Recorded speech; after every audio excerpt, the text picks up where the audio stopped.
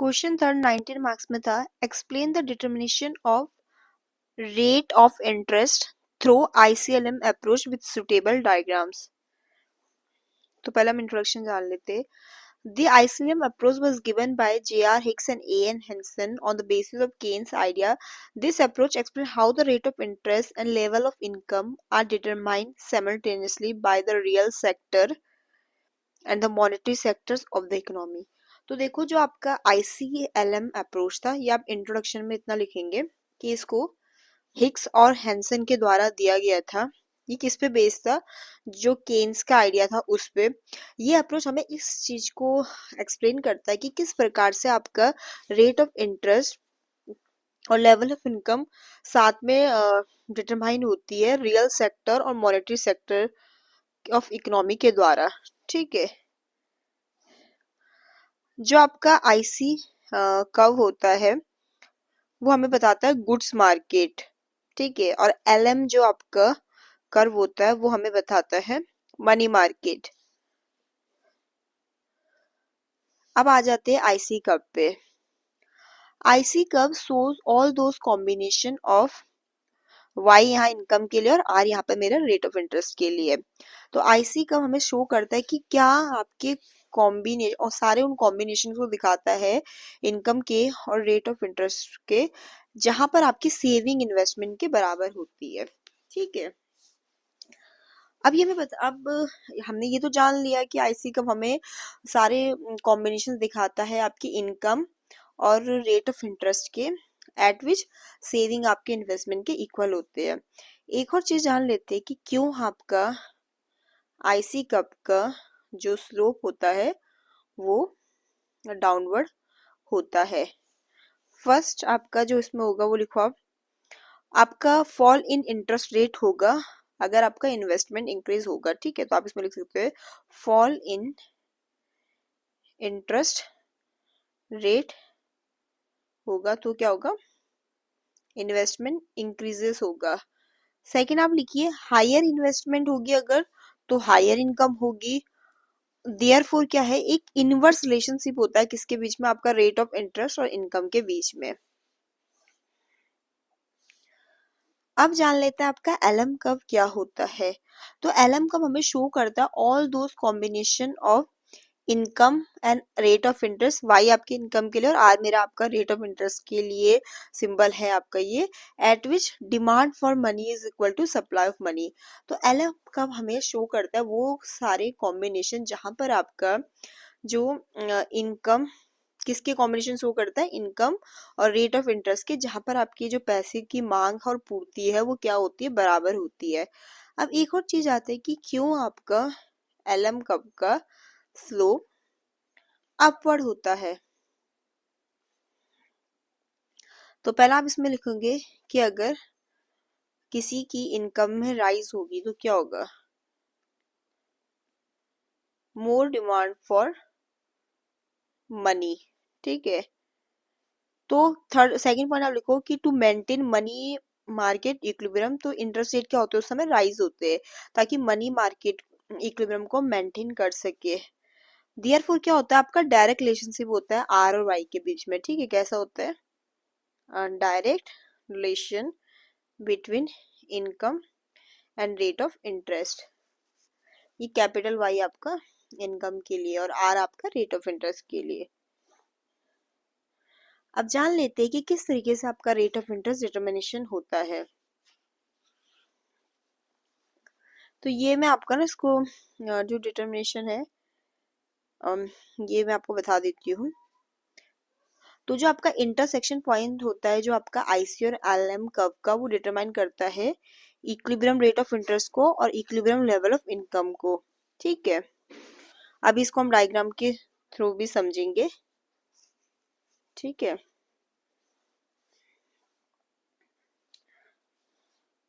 अब एक जान लेते हैं कि क्या इफेक्ट होता है, यहाँ पर ऑफ है ये, effect of change in IC curve.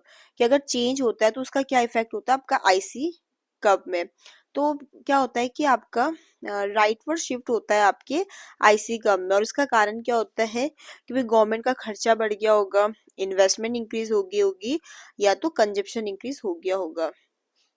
तो जो चेंज होता है उसका क्या इफेक्ट होता है आईसी कप में, तो हमने कहा राइटवर्ड शिफ्ट होता है आईसी कप का, और मैंने आपको कॉजेज बताए कि क्या क्या हो सकता है। उसका रिजल्ट क्या होगा कि आपका इंटरेस्ट रेट इंक्रीज हो जाएगी और इनकम भी इंक्रीज हो जाएगी। अब देख लेते हैं effect of change in LM curve की, जो ये चेंज है इसका क्या इफेक्ट होता है आपके एलएम कर्व में। तो rightward shift of LM curve, अब कारण क्या हो सकते हैं, ये भी मनी सप्लाई इंक्रीज होगी होगी, और रिजल्ट में क्या मिलेगा आपका, इंटरेस्ट रेट गिर जाएगा और इनकम इंक्रीज हो जाएगी। तो ये हमने कहा कि जो चेंज होता है उसका क्या इफेक्ट होता है आईसी कम में, वो भी जाना हमने, और एलएम कम में। थोड़ा सा इंपॉर्टेंस जान लेते हैं हम आईसीएलएम अप्रोच का। पहला है कि ये हमें जो इंटरेस्ट रेट होता है उसको बहुत ही क्लियरली एक्सप्लेन करता है। इसने आपका कंबाइन किया है रियल और मॉनेटरी जो आपके सेक्टर से उनको, ये आपका बहुत ही यूजफुल होता है किसके लिए, पॉलिसी एनालिसिस के लिए, ठीक है, useful for policy analysis. Fourth आप लिखो explain the impact of fiscal and monetary policy, ये हमें समझाता है कि क्या इम्पैक्ट पड़ता है आपके फिस्कल और मॉनेटरी पॉलिसी का। और फिफ्थ लिखो इसको हम वाइडली यूज करते हैं कहाँ, मैक्रो इकोनॉमिक्स में। इसके क्रिटिसिज्म भी देख लो। एक तो आपका ये आपका जो आईसीएलएम अप्रोच है काफी स्टैटिक होता है नेचर में, ये एज्यूम करता है आपका फिक्स्ड प्राइस लेवल को, ये शॉर्ट रन के लिए मेनली सुटेबल होता है, ठीक है, डेवलपिंग कंट्री के लिए सुटेबल नहीं है, not suitable for developing countries. और ये आपका साफ साफ इग्नोर करता है जो भी एक्सपेक्टेशंस होती है उनको। अब हम ये डायग्राम जान लेते हैं कि determination of rate of interest कैसे होता है आईसी और एलएम अप्रोच के थ्रू, ठीक है, ये डायग्राम से हम जान लेते हैं। तो देखो आप देख रहे होंगे ये होती है हमारी एक्स एक्सिस ऐसे करके जो हॉरिजॉन्टल होती है, और ऊपर ये जो है जा रही है क्या है आपकी वाई एक्सिस वर्टिकल, ठीक है। तो एक्स एक्सिस पे मैंने इनकम दिखाई जिसको मैं वाई से डिनोट कर रही हूँ, ठीक है, और वाई एक्सिस पे मैंने रेट ऑफ इंटरेस्ट दिखाया जिसको मैं आर से वो कर रही हूँ, ये आर, ठीक है। अब आप इसमें देख सकते हैं कि आईसी जो कर्व है उसका स्लोप क्या है, डाउनवर्ड, ये देख रहे होंगे आप इसमें, ठीक है, और जो एलएम है उसका अपवर्ड है, ठीक है। इसमें साफ साफ दिख रहा होगा कि आईसी कर्व आपका देखो ये ना डाउनवर्ड है और एलएम वाले का ऊपर है, डायग्राम में साफ साफ इसमें देख रहा है। और जो ये आपका जहां पर दोनों इंटरसेक्शन कर रहे हैं वो पॉइंट ई क्या शो कर रहा है हमें, इक्विलिब्रियम को। तो जो ये आपका पॉइंट ई है यहाँ पर क्या है, गुड्स मार्केट भी इक्विलिब्रियम में है, मनी मार्केट भी इक्विलिब्रियम में है, और यहीं पर आपका रेट ऑफ इंटरेस्ट डिटरमाइन हो जाता है। तो आप थोड़ा बाद में लिख देंगे इस डायग्राम के एक्सप्लेनेशन में कि भाई मतलब एक्स एक्सिस हमें क्या दिखा रहा है, वाई एक्सिस पे क्या दिखा रहा है, ठीक है। और आप लिख देंगे कि जो आपका पॉइंट ई है, ठीक है, जहां पर आईसी और एलएम कब इंटरसेक्ट कर रहे हैं, तो वहां पर क्या होगा, आप लिखेंगे दो चीजें कि goods market is in equilibrium, money market is in equilibrium, और थर्ड आप चीज लिखोगे rate of interest is determine. तो ये था आपका क्वेश्चन 19 मार्क्स का थर्ड। देन क्वेश्चन फोर्थ इन्होंने ये पूछा गया था कि explain the role of monetary policy in developing country like India. तो ये रिपीटेड क्वेश्चन है, ये सेम क्वेश्चन आपको 2024 का जो पेपर है ना, दिसंबर का 24 का ही पेपर, आई थिंक दिसंबर का या जून का होगा, मुझे अच्छे से याद नहीं, बट 2024 का पेपर है प्रीवियस ईयर, उसमें मतलब रिपीटेड क्वेश्चन है जो क्वेश्चन 4 है यहाँ पर, जहाँ पर ये कह रहा है कि मॉनेटरी पॉलिसी का रोल डेवलपिंग कंट्रीज में बताओ लाइक इंडिया। तो वहां भी 19 मार्क्स में पूछा गया था 2024 में, यहाँ भी तो इसको हम नहीं करेंगे, हम जस्ट हमारे क्वेश्चन फिफ्थ में आ जाएंगे, जिसमें हमने उन्होंने पूछा explain the process of credit creation by commercial bank what are it limitation. तो वैसे तो जो ये क्वेश्चन फिफ्थ है इसमें भी जो ये प्रोसेस है क्रेडिट क्रिएशन का, ये तो हम प्रीवियस ईयर पेपर में भी कर चुके हैं, बट उसकी लिमिटेशन क्या होंगी क्रेडिट क्रिएशन की वो हमने नहीं किया, ठीक है। तो देखो क्रेडिट क्रिएशन क्या होता है, पहला आप ये लिखोगे, तो ये मैं आपको पहले ही बता चुकी हूँ, फिर भी आप लिख देना कि क्रेडिट क्रिएशन एक, मतलब ये हम मैं आपके साथ एक्सप्लेन कर चुकी हूँ जो प्रीवियस पेपर है 2024 का, बट इसमें मैं बता देती हूँ, फिर भी छोटा सा इंट्रोडक्शन में आप ऐसे लिख सकते हैं कि credit creation is one of the most important functions of commercial bank. ठीक है, कि banks do not let only the cash deposited by people, they create additional create through deposit loan process. ठीक है, तो यहाँ पर मैं ये कहना चाह रही हूँ कि आप इस तरीके से लिखेंगे कि क्रेडिट क्रिएशन कॉमर्शियल बैंक का एक बहुत ही महत्वपूर्ण फंक्शन है। बैंक के पास जाके जैसे ग्राहक ने पैसा जमा कराया, ठीक है, तो क्या होता है कि बैंक ऐसा तो है नहीं कि सारा पैसा वो मतलब लोन दे देगा या लैंड कर देगा, नहीं, उसका कुछ चीज क्या बोलते हैं वो एज अ सीआरआर किसके पास रखता है, कैश रिजर्व रेशियो के फॉर्म में सेंट्रल बैंक के पास रखता है। ठीक है, और जो ये उनका ये प्रोसेस होता है ना, ऐसे ही चलता रहता है, तो वो क्या करते हैं, वो इस तरीके से इसी प्रोसेस से एडिशनल कैश भी क्रिएट कर देते हैं। ठीक है, ये जो डिपॉजिट करना लोन देना इस प्रोसेस से। ठीक है, तो जो इसमें क्या हो रहा है कि जो बैंक के पास डिपॉजिट्स आए थे उसी के बेस में बैंक ने फिर लोन दिया, फिर किसी को लोन दिया होता ना, फिर उस बैंक ने उसका मतलब लोन दिया, फिर इस तरीके से डिपॉजिट होता है, फिर लोन, तो जो क्या होता है बैंक क्रिएट्स करता रहता है इसमें क्रेडिट लोन देकर, और लोन किसके बेस ऑन दे रहा है, वो डिपॉजिट के बेस ऑन। तो क्या होता है कि जो ये क्रेडिट क्रिएशन होता है ये ऐसे ही चलता रहता है। तो क्रेडिट क्रिएशन को आप सिंपल से समझो तो एक तरीके से क्या है, बैंक के डिपॉजिट्स को वो एक्सपेंड कर रहे हैं लोन और एडवांस दे के, क्योंकि बैंक जब लोन दे रहा है वो जस्ट ये नहीं दे रहा कि आपको भी कैश दे दिया बैंक ने, वो आपको क्रेडिट दे रहा है, वो क्रेडिट करता है ना उस अमाउंट को बोरोवर्स के अकाउंट में, तो जो एक तरीके से फिर क्या बन जाता है, नया डिपॉजिट बन जाता है। ठीक है, तो मैंने तो आपके साथ ये डिस्कस कर रखा है, तो आप पहले थोड़ा सा इस तरीके से कॉमर्शियल बैंक क्या होता है, क्रेडिट क्रिएशन का मीनिंग क्या होता है, इस तरीके से लिख लेंगे।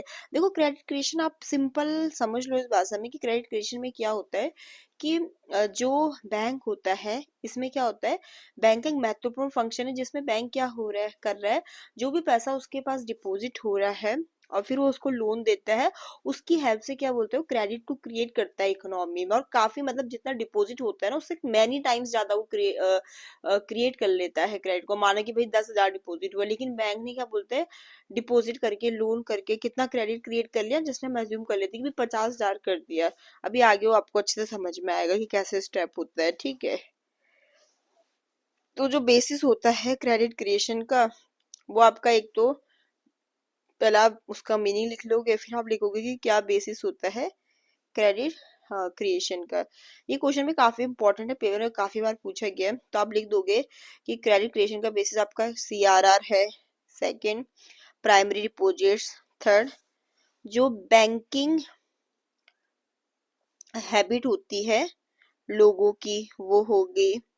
ठीक है, और फोर्थ आपका कॉन्फिडेंस इन बैंकिंग सिस्टम। ठीक है हीरा, अब जैसे प्रोसेस क्या होता है, ठीक है, क्रेडिट क्रिएशन का वो मैं आपके साथ डिस्कस कर देती हूँ थोड़ा यहाँ पर। अब देखो क्या क्या इसका प्रोसेस होता है ऑफ क्रेडिट क्रिएशन। वैसे तो मैंने आपके साथ ये पहले भी कर रखा है, बट यहाँ पर अगर 19 मार्क्स में पूछा है तो उसमें आप कैसे लिख सकते हो, आप ऐसे करके लिखोगे कि एज्यूम कर लो कि सीआरआर 10% है, और जो आपका इनिशियल कैश डिपॉजिट हुआ किसी बैंक के पास, आप मान लो वो 10,000 रुपए का हुआ। ठीक है, 10% CRR है, इनिशियल कैश डिपॉजिट किसी बैंक में 10,000 रुपए का हुआ, ऐसा आप मान लो। तो स्टेप 1 क्या होगा, आप यहाँ पर लिखो इनिशियल डिपॉजिट, जिसमें आप लिखोगे कि एक पर्सन ने डिपॉजिट किए 10,000 रुपए इन बैंक ए। ठीक है, तो आप लिख देना अ person deposit ₹10,000 in bank A, bank का नाम क्या लिख दोगे, ए लिख दोगे, ऐसे करके लिख दो a person deposit ₹10,000 in bank A. ठीक है, तो बैंक ने क्या किया, बैंक कीप्स 10%, ठीक है, मतलब रिजर्व के रूप में ना, तो मतलब 10,000 का 10% क्या हो जाएगा, 1,000 हो गया, वही रिजर्व हो गया। ठीक है।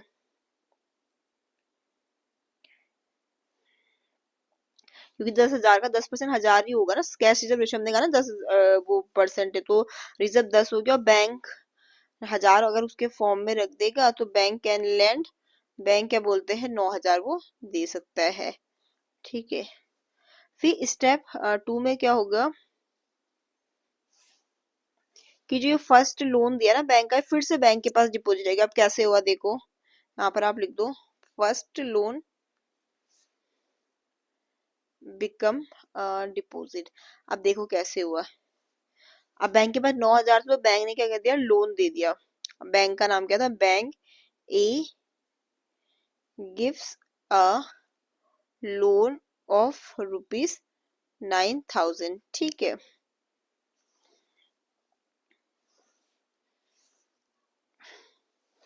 ठीक है। अब जिस बोरवर को था उसने क्या करे, इसको क्या कर दिया, बैंक में डिपॉजिट कर दिया इसको। दी बोरवर डिपॉजिट्स दिस अमाउंट, उसने अपने मतलब बैंक ए से उसको मिला, अब कोई ना कोई उसके पास खाता तो होगा ना इस पर रखेगा, तो उसने बैंक बी में डिपॉजिट कर दिया। ठीक है, कि बैंक बी के पास चला गया, तो बैंक बी ने क्या किया, कीप 10% इसका रिजर्व रखा, तो 9,000 का 10% क्या हुआ 900, और बाकी उसने लैंड कर दिया 9,000 में से 900 गए तो 8,100। तो इसी तरीके से तो बता रहे हैं कि प्रोसेस ऐसे रिपीटेड होता रहता है। स्टेप 3 में क्या होगा कि ये आपका ऐसे ही रिपीटेड चलता रहता है, रिपीटेड ही ये प्रोसेस क्या होता है, कंटिन्यू होता रहता है। तो मतलब ऐसे ही मान लो कि यहाँ पर हमारे बैंक का नाम आ जाएगा, यहाँ पर आप ऐसे मान लो ये डिपॉजिट है, ये आपका यहाँ पर आ गया रिजर्व जो कि 10% है।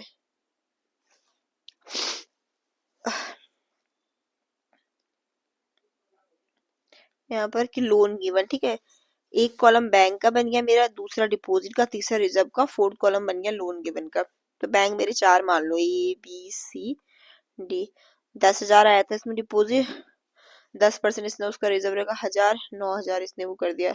यहाँ 9,000 डिपॉजिट हुए थे, 10% तो 900, 9,000 में से 900 किया तो इतना इसने लैंड कर दिया। ठीक है। यहाँ पर 8,1 ये हुआ था, इसका 10% रिजर्व रहेगा। ठीक है, फिर ये इसमें से सब्ट्रैक्ट होगा तो इतना उसने लोन दे दिया। फिर ये, फिर से इसका 10% रखा, फिर ये इसमें से डिडक्ट होगा तो 6,5,6 एक इतना लोन दे देगा। ठीक है।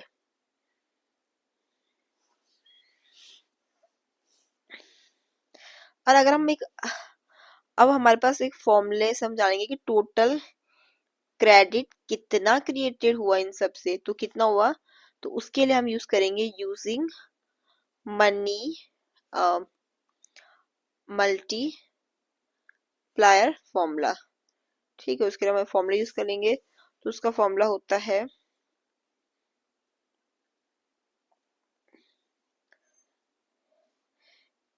Credit multiplier equal to 1/CRR। ठीक है। तो देखो नीचे 1, और कैश रिजर्व रेशियो हमें यहाँ पर परसेंटेज में नहीं लिखना ना, वैसे तो हमारा 10% है ना, 10% को अगर हम चेंज करेंगे, 10% मतलब क्या होगा 10/100 ना, तो अगर इसको हम चेंज करेंगे तो ये क्या हो जाएगा आपका 0.10। तो बस उसको यहाँ पर लिख दो। ये सॉल्व करके हमें क्या मिल जाएगा, हमारा ग्रेड मल्टीप्लायर 10।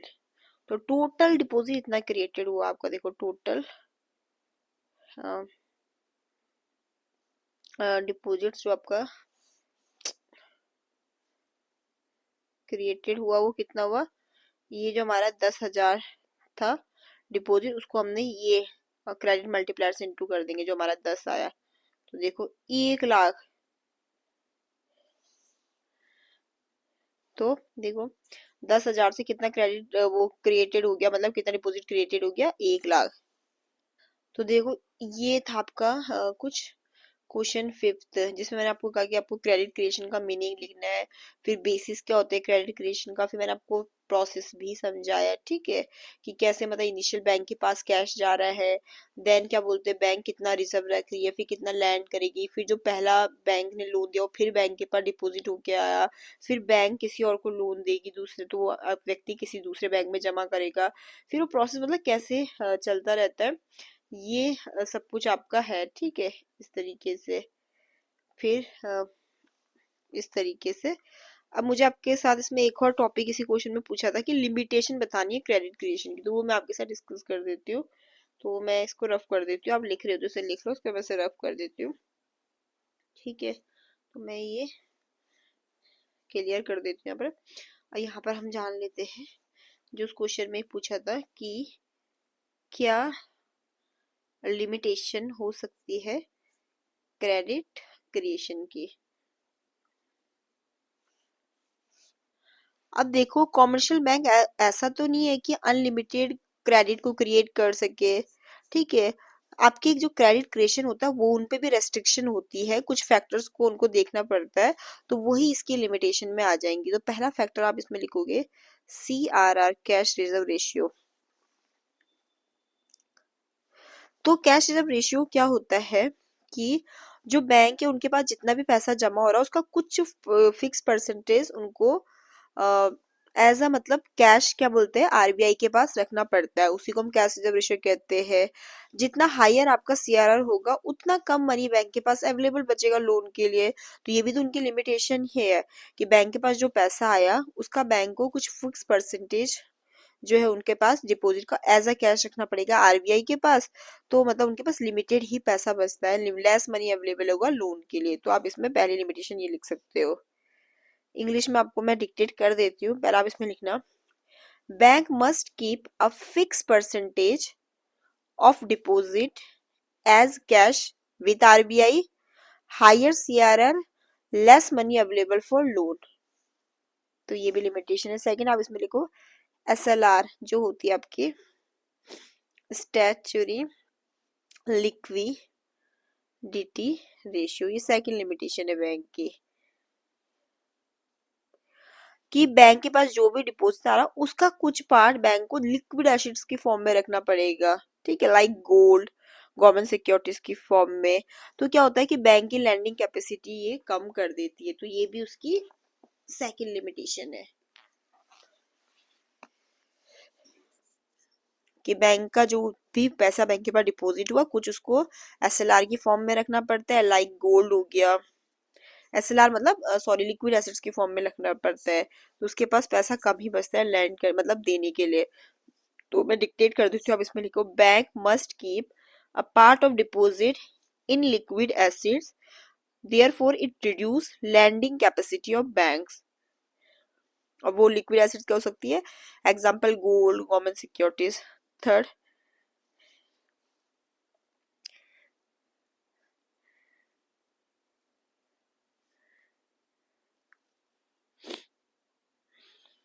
इसमें ये है क्रेडिट क्रिएशन डिपेंड करता है कि किस पे, on the amount of cash reserve.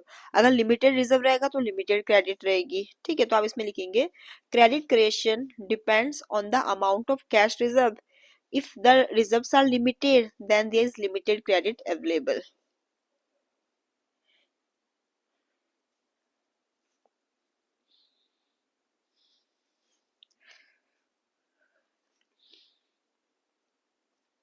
Credit demand in the economy, इसमें आप लिखोगे कि बैंक तभी क्रिएट कर सकता है क्रेडिट को मतलब इकोनॉमी में अगर लोग क्या बोलते हैं लोन की डिमांड करेंगे। ड्यूरिंग रिसेशन क्या होता है, लोन की डिमांड लो होती है, तो उस समय बैंक कैसे क्रिएट करेगा क्रेडिट को। तो बस वही है कि बस मतलब पॉइंट ये है कि बैंक तभी क्रिएट कर सकता है क्रेडिट को जब लोगों के लोन की डिमांड करेंगे, बट रिसेशन में लोन की डिमांड कम रहती है। फिफ्थ आप इसमें लिखिए बैंकिंग हैबिट्स ऑफ पीपल। अब बैंकिंग हैबिट्स ऑफ पीपल में आएगा, देखो अब बैंकिंग हैबिट्स में तो पीपल की जो होती है वो भी लिमिटेशन में इस तरीके से आएगा। देखो अगर लोग ऐसा है कि प्रेफर करते कैश रखना अपने पास इंस्टेड ऑफ डिपॉजिट, तो क्रेडिट क्रिएशन खुद ब खुद रिड्यूस हो जाएगा। अगर बैंक भाई पैसा बैंक में जमा ही नहीं करेंगे तो क्रेडिट क्रिएशन कम ही तो होगा। जैसे लोग कह रहे हैं कि मैं अपने पास कैश में अपने पास रखूंगा, तो तब क्या होगा, क्रेडिट क्रिएशन रिड्यूस हो जाएगा। तो अगर लोगों की बैंकिंग हैबिट वीक से, तो उससे क्या होगा, ये लिमिट करेगा डिपॉजिट ग्रोथ को।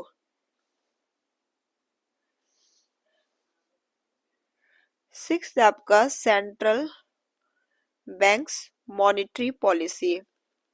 इसमें आप लिखोगे कि आरबीआई कंट्रोल करता है बैंक क्रेडिट को थ्रू, मतलब ऐसे लिखना, RBI control bank credit through repo rate, CRR, SLR, open market operation. तो अगर स्ट्रिक्ट पॉलिसी होगी आरबीआई की तो ये रेस्ट्रिक्टेड करेगा क्रेडिट क्रिएशन को। सेवन लिखो, लीकेजेस ऑफ कैश। अब लीकेजेस भी तो होगी कैश की, जैसे अगर लोग अपना कैश अभी बैंक में डिपॉजिट कराते हैं फिर वो कैश को विड्रॉल कर लेते हैं तो बैंक के डिपॉजिट्स कम हो जाएंगे। तो कहीं ना कहीं ये ब्रेक करता है क्रेडिट मल्टीप्लायर का जो प्रोसेस होता है उस चीज को।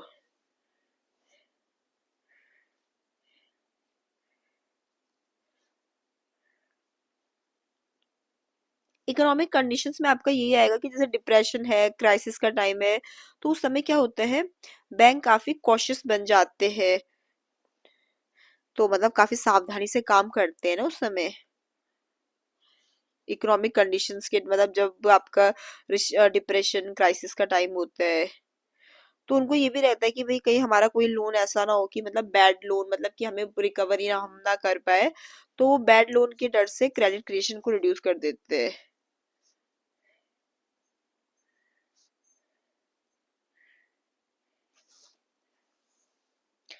अगर बिजनेस को लो कॉन्फिडेंस है तो लेस बोरिंग और इन्वेस्टमेंट होगी, तो लिमिटेड एक्सपेंशन होगा क्रेडिट का। ठीक है, तो इसमें इतना ही है आपका। कंक्लूजन में आप लिख देना कि ऑल दो क्रेडिट क्रिएशन एक इम्पोर्टेंट फंक्शन है कमर्शियल बैंक का, ठीक है, तो बट ऐसा नहीं कि अनलिमिटेड हो जाएगी, इसकी भी कुछ लिमिटेशन होती है। ये आपका रेस्ट्रिक्टेड होता है आरबीआई के कंट्रोल के द्वारा, रिजर्व के द्वारा, ठीक है, इकोनॉमिक कंडीशन के द्वारा।